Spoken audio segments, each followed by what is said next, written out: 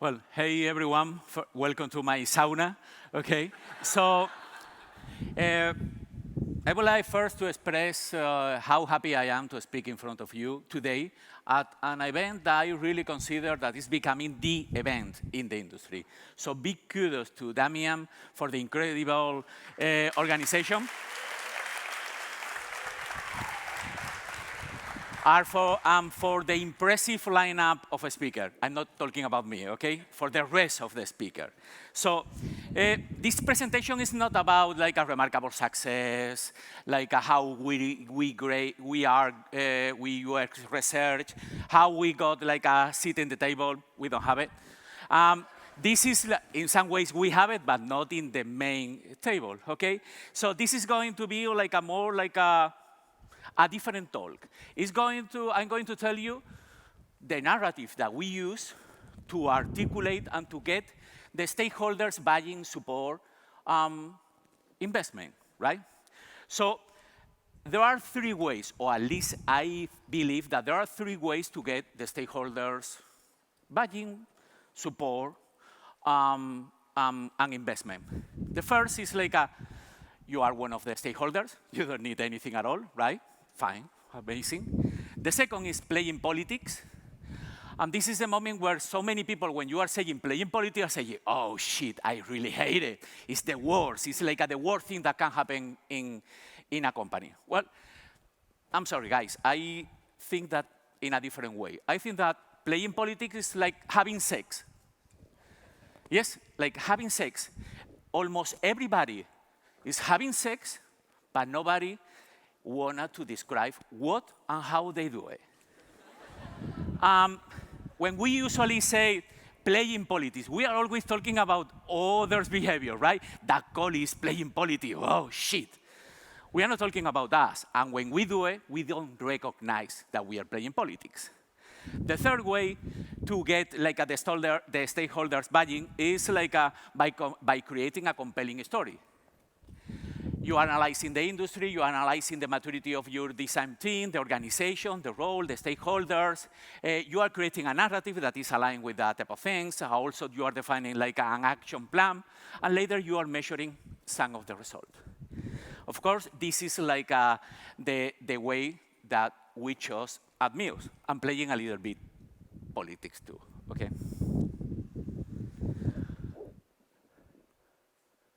So I'm Juan Hidalgo.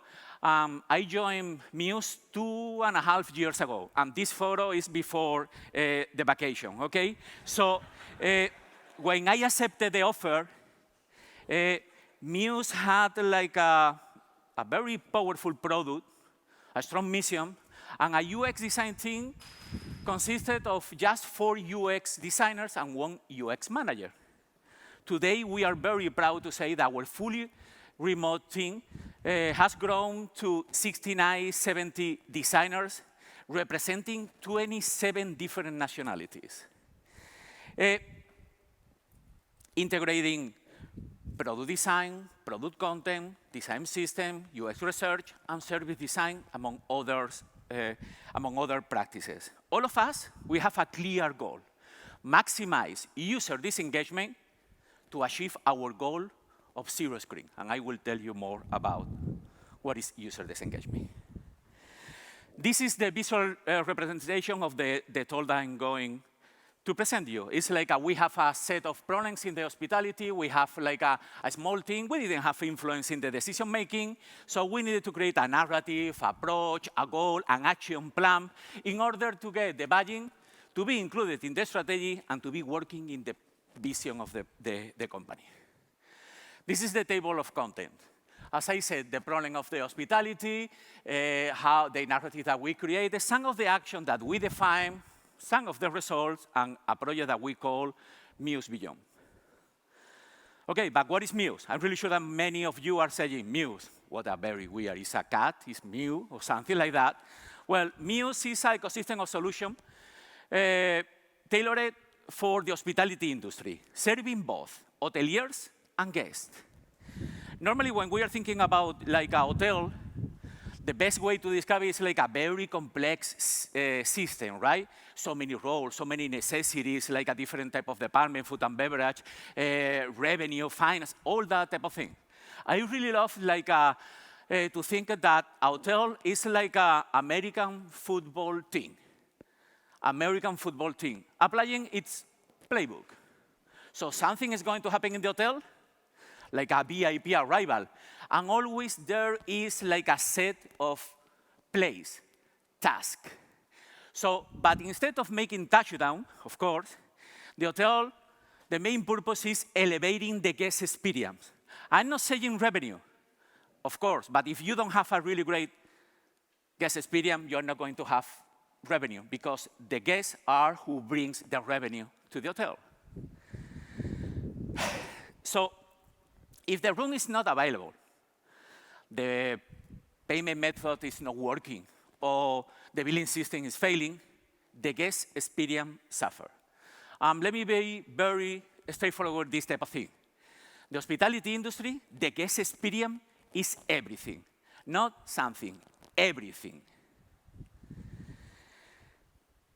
These are some of the problems that we wanted to use, that we wanted to fix, and we used to create our narrative. There are many, okay? I was trying, exactly this one, to use like some of the most important elements. Manual. You might be surprised how many manual things are running in hotel. Many. I'm really sure that, how many of you have ever to wait in the entrance of the breakfast room till that staff member is asking you, your name? Juan Hidalgo. Room number? 399. And she's looking for the number in the paper with a pen. 395, 397, 39, sorry, one moment, another page. 399. Juan Hidalgo with H? Yes, with H, it doesn't matter, okay? So, breakfast. With paper. Oh, how many of you after a long flight, with a lot of baggage, maybe kids, okay? Or even part of your in-laws. Grab the key room, the room key. Take the elevator, walking down the hall, turn one corner, long corridor, another corner, long corridor, 397, 398, 399, put the key, and appear that awful, tedious red light. And you are thinking, holy shit, I need to go back to the reception, wait the queue, and say, I'm sorry, it's not working. Terrible. And millions. There are millions of daily check-ins, check-out, card requests, and many similar tasks.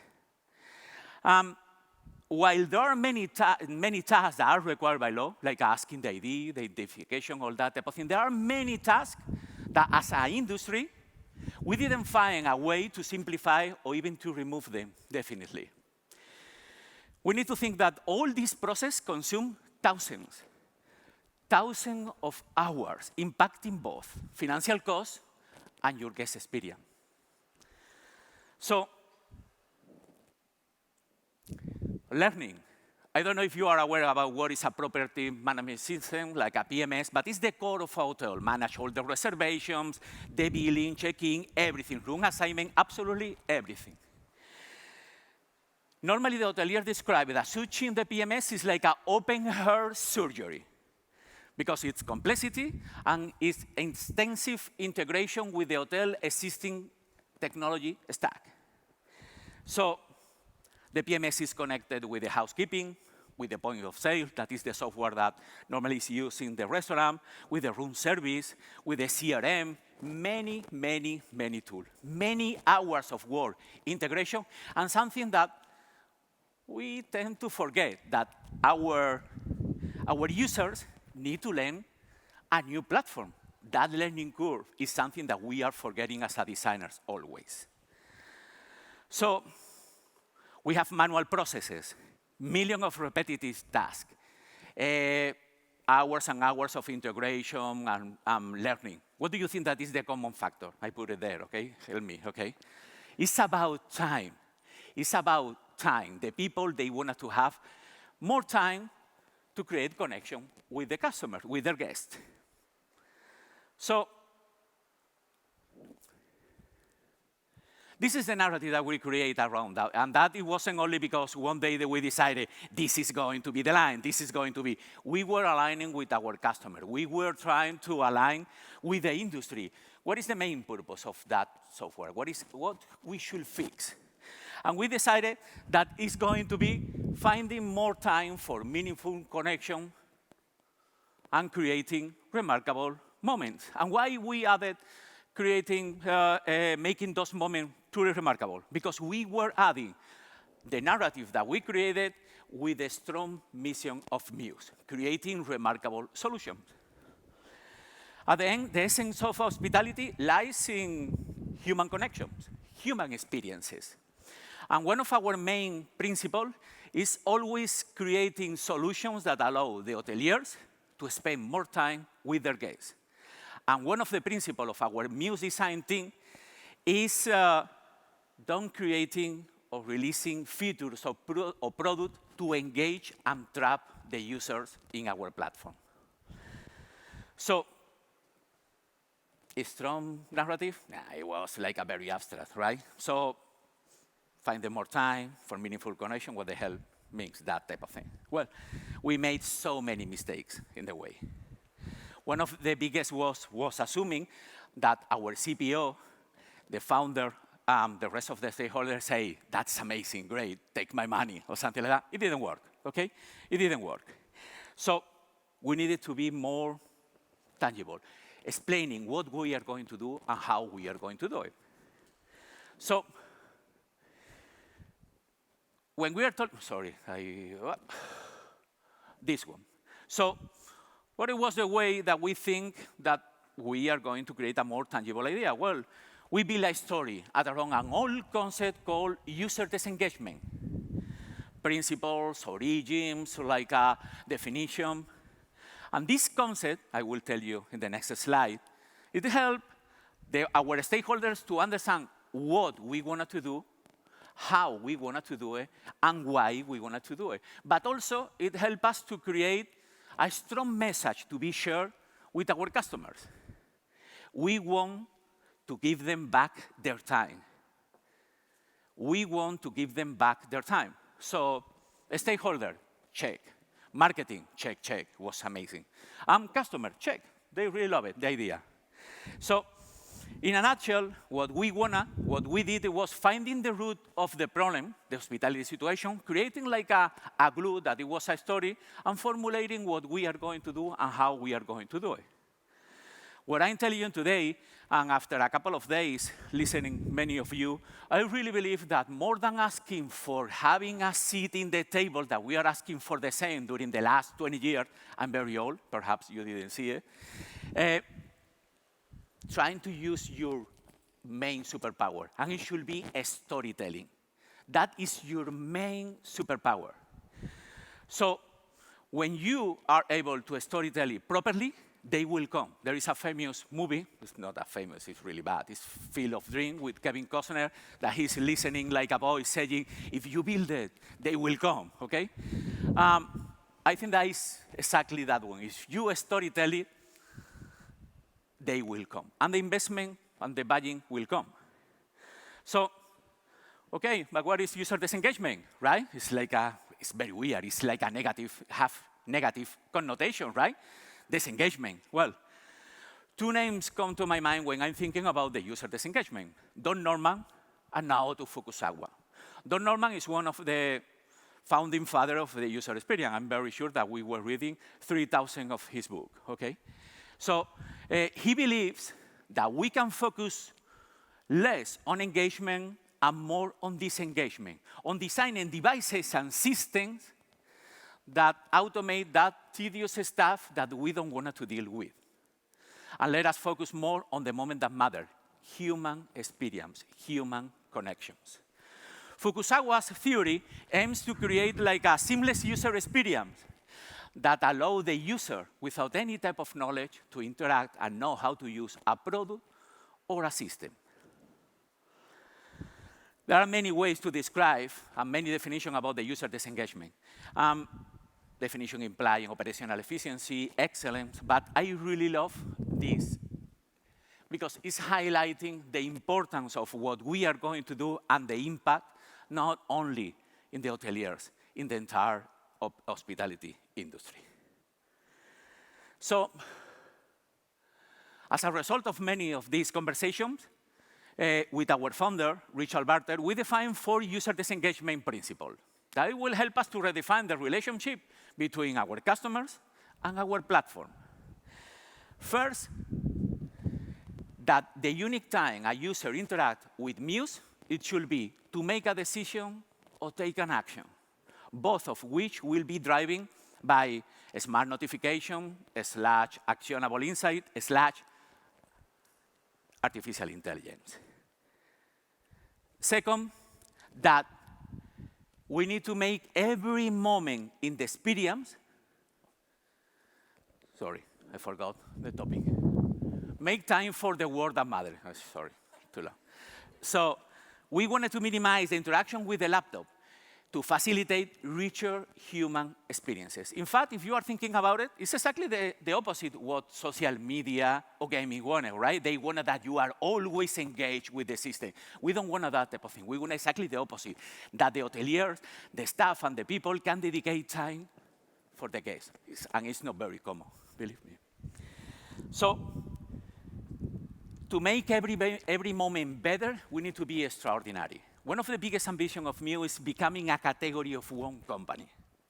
And you're going to say, what the hell is that? Well, a category of one company is like are those companies that are naming an entire industry. When you are thinking about Salesforce, you are saying, oh, CRM. No, you are saying Salesforce, right? So it's defining the entire industry.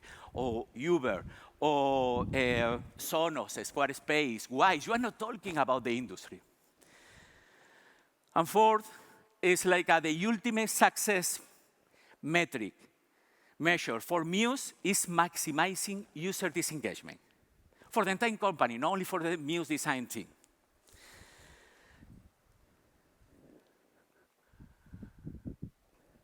Another big failure, I'm trying to be very honest with you, it was we were assuming, shit, we got it, okay? We did it. That is going to be amazing. We created a really great narrative. Everybody wanted to do it. It's a visionary goal. Wrong.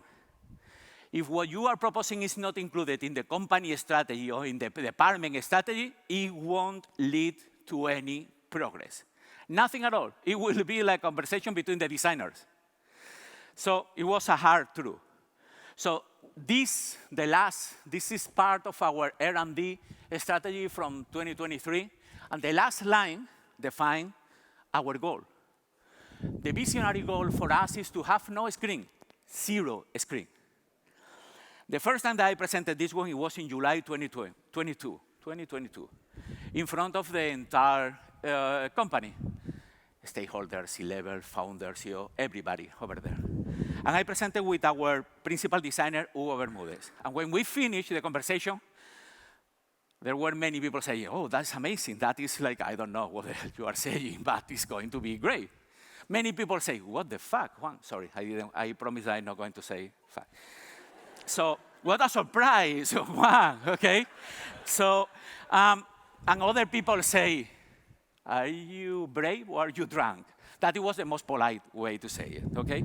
So, it took us like a lot of time to seduce everybody in this type of thing, because you are telling everybody that what you were doing till that moment, we are not going to do it. We are not going to create only a screen and technology only for the sake of creating. We wanted to start redefining the services in order to remove the screen, not the technology, the screen. So, did we get the support and stakeholders? What do you think? No, of course, no. It was like so cool, really great visuals, but what is your action plan? It's like, great. What are the changes that you are going to implement in our organization in terms of the company goal, how you are going to do it, and what are we going to tell everybody? Say, well, let's start defining like some actions in order to provide some movement. So these are some of the actions that we started. There were many of them. So we started with the concept of the Sen Triad. And by the way, it's not related with the concept of the product trio, okay? And at Muse, we don't have a product trio. We have product quads, which also includes product marketing. The Sen Triad is a way of thinking focused on reaching our highest goal and dreams. We are not allowing oh, this is an MVP that we are going to release. No, the quality is not negotiable for us. And we wanted to start creating all the foundations, talent, and quality. So we made some tough changes in the team, to the team, in terms of processes, people, and ambition.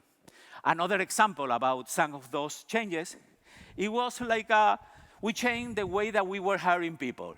We wanted to try to find talent with a strong commitment, creating, maintaining, or evolving strong foundations at around craft and quality. I'm going to repeat again, craft and quality. So we decided that the right talent, it was even more important than specific skills. Another action it was when Sofia Santos, our service design manager, was visiting our top 10 customers. She created a 8-long-meter blueprint. She was mapping all the interaction of our ecosystem. It was insane, okay? All the roles, tasks, services, touch point, and pain point. And with that blueprint, we defined it, what it was like the first set of golden tasks. Another cool name, okay? Golden task. What is a golden task? Well, a golden task is like a workflow. It's all the actions that you are going to take to complete a task. Like, for example, check-in, check-out, like adding a payment card or something like that. All those golden tasks. And also, we were measuring time, clicks, NPS, satisfaction, and effort, customer effort score. So also, we created our own Muse user experience metric. We were feeling, yeah, let's do it. To measure and to reflect how our user experience was delivered. We did it by combining attitudinal metric like NPS and customer effort score with behavioral metric like a user disengagement and taking care about the time on task. By understanding this, the product team can see where and when they need to act.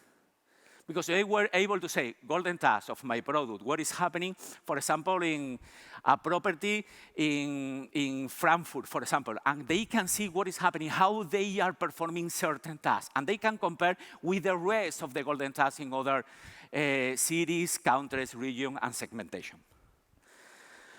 But also, it's not going to be everything about like a narrative and metrics, right? The best way to democratize, I have a problem with this word, I really hope that you love me after that, democratize craft and quality, it was with our new Muse design system. And I know that many people are always considering that the design system, the main purpose is consistency. That's bullshit, in my opinion, our opinion. We think that we prefer the concept of coherence. But also, we think that a design system it shouldn't be something that to restrict the creativity of the designers. In fact, we need to think that a design system is like a space to expand our creativity, how we can contribute to a long system, to a transversal language. As I said, we really love craft and quality. And as our founder usually often say, if it looks better, it's better. And all of our designers in our team believe that this is set in stone. So, okay, if it's not consistency, Coherence is very important, it's crucial. What is the main objective of our Muse design system? Well, the main goal of our design system is allow the designers and the product teams to focus on solving the problem, not discussing about what is the best interaction, or what is the component, or what is the token that I wanted to use. That is nonsense. That is like a waste of our time. So, how we did it? Well, we started creating pages and layouts that will help us to reduce the number of steps to achieve some of the tasks, reducing and streamlining our platform. Also, one of the biggest things that, in our case, for example, we have a very, let's say, focus on acquiring companies, adding more and more solutions to our ecosystem. So we need to have a very strong and transversal design system in order to incorporate those companies on those solutions to our ecosystem. So while we were working in the design system, and as I told you, we care a lot for the quality, we were designing all the micro interaction, all the elements for the entire platform. So here, as I promised you, there are like some really great screenshot. Of course, I'm not stupid. I'm brave, but I'm not stupid to show you the before and after, okay? Many of these type of things are already, we are implemented, and it's going to take like some time to be fully implemented.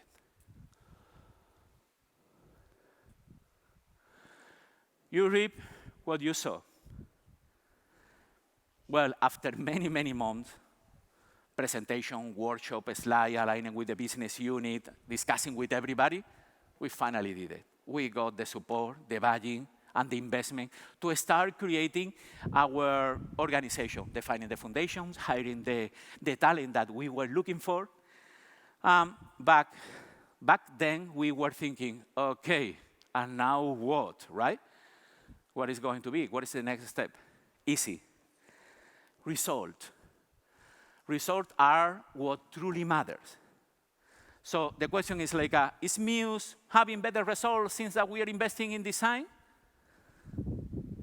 Yes, I'm not going to share with you some details about the revenue growth, but I can provide you like some elements, some results about other things.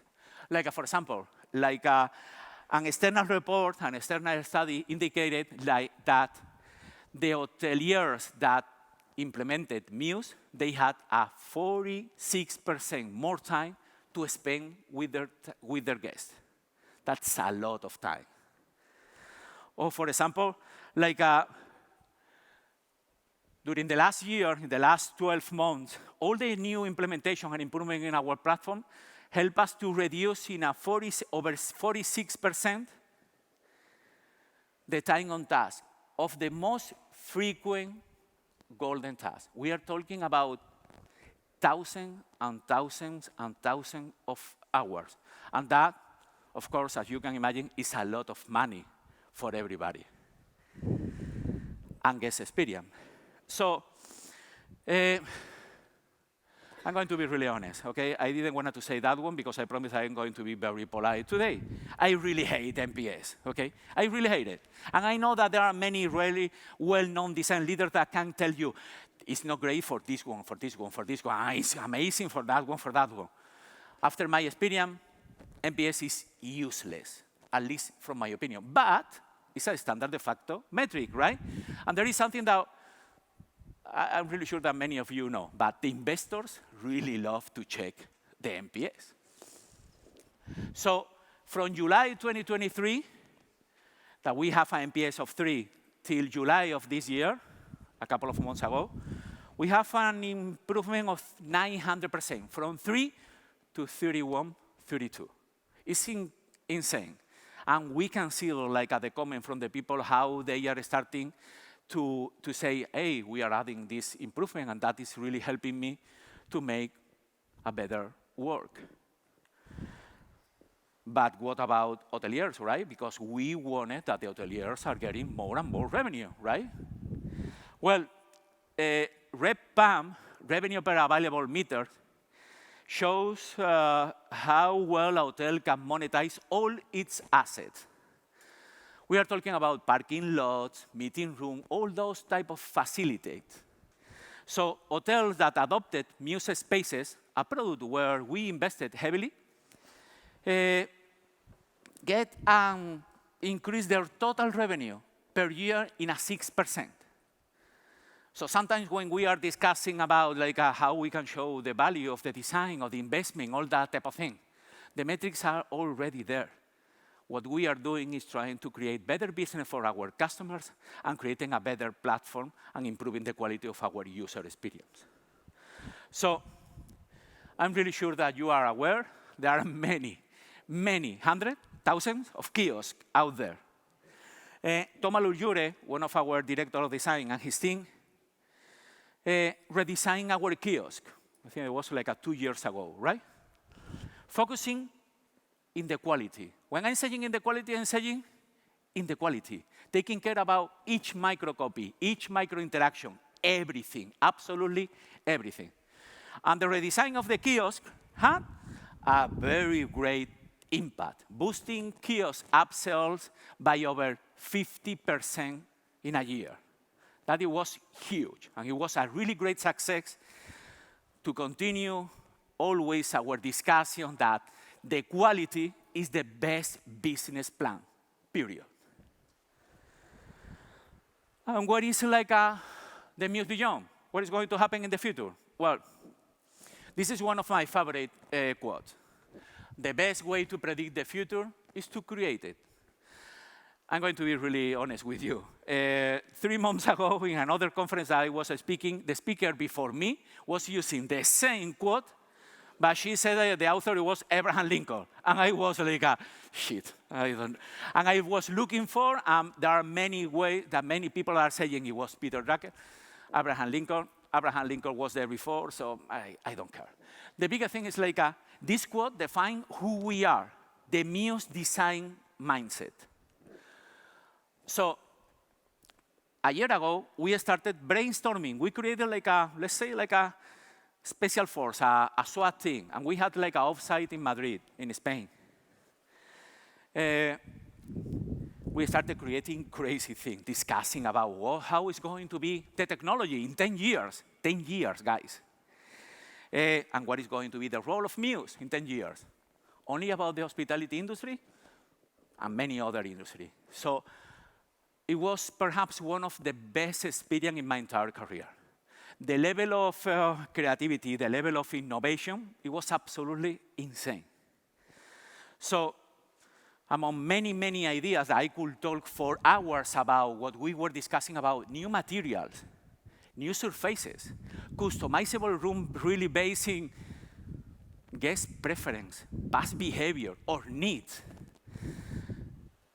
These type of things are not science fiction anymore. There are many companies out there that they are working how to customize a room really based in that type of thing, how the surfaces and the material are transforming really based in the necessity of the guest. In fact, this is going to become a reality really soon. It's just around the corner. So, but what we were very sure, it was the future. It's not about improving a process or taking care about the sign-in or the sign, whatever, or improving or releasing a product. It's how, as an industry, we are redefining how to interact with them. That is our real game changer, and we are assuming that challenge. But I think that is about the entire design community, how we will redefine the relation between the human interaction with technology.